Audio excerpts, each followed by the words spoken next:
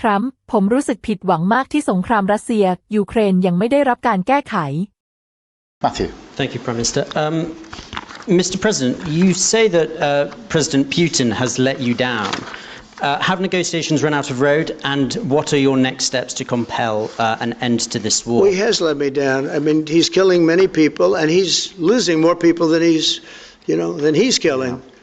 I mean, frankly, the Russian soldiers are being killed at a higher rate than the Ukrainian soldiers. But, yeah, he said, let me down. I don't like to see it's death. You know, it doesn't affect the United States. We have, other than unless you end up in a world war over this thing, you could. This was a thing that would have never happened had I been president. If I were president, it would have never happened. And it didn't happen for 4 years.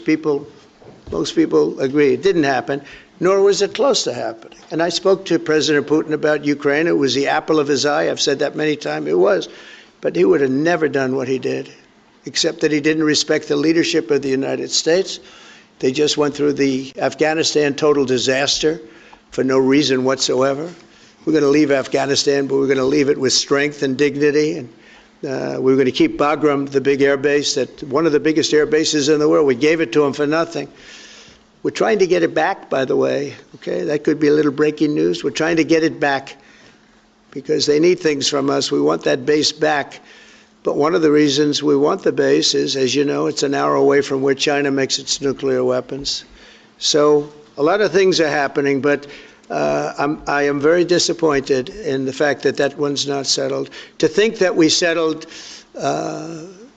Azerbaijan and Albania as an example, it was going on for years. It was never going to be settled. If you remember, the Prime Minister and the presidents, they were there for many years. They said, when they were in my office, we settled. And they started off at both sides of the Oval Office, so far away. I didn't know you could be so far away. And as we were together for an hour, they kept getting closer, closer. And by the time we finished, we all hugged each other. And one said, I've been in this position for 22 years, and all I've done is kill their people. The other was there for 7 years, and all he did was kill their people. And we got it settled. And we did others, as you know.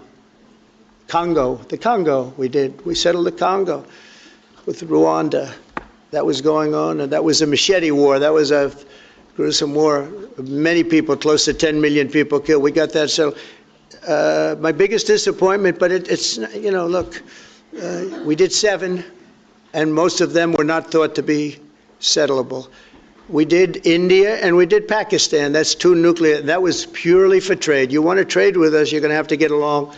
And they were going at it hot and heavy. But the Russia situation, I hope we're going to have some good news for you coming up. But again, it doesn't affect the United States. And it doesn't so much affect you. Of course, you are a lot closer to the scene than we are. We have a whole ocean separating us. But I will say this, it's millions of people have died in that war, millions of souls. And they're not American, they're soldiers, mostly soldiers, as you know.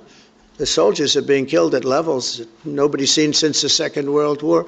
But they're being killed, and I feel I have an obligation to get it settled for that reason. Thank you. And just to add on that question, because we have to put extra pressure on Putin. And it's only when the President has put pressure on Putin that he's actually shown any inclination to move. So we have to ramp that pressure up. I think it's important to have this conversation in the context of what's happened in recent weeks. We saw damage and bombing to the British Council in Kyiv. These are targets that it was thought until recently were not targets that would be hit. The British Council, the European Union Embassy, the Council of Ministers, where President Zelensky's ministers work was hit. Again, these were thought to be places that wouldn't be hit.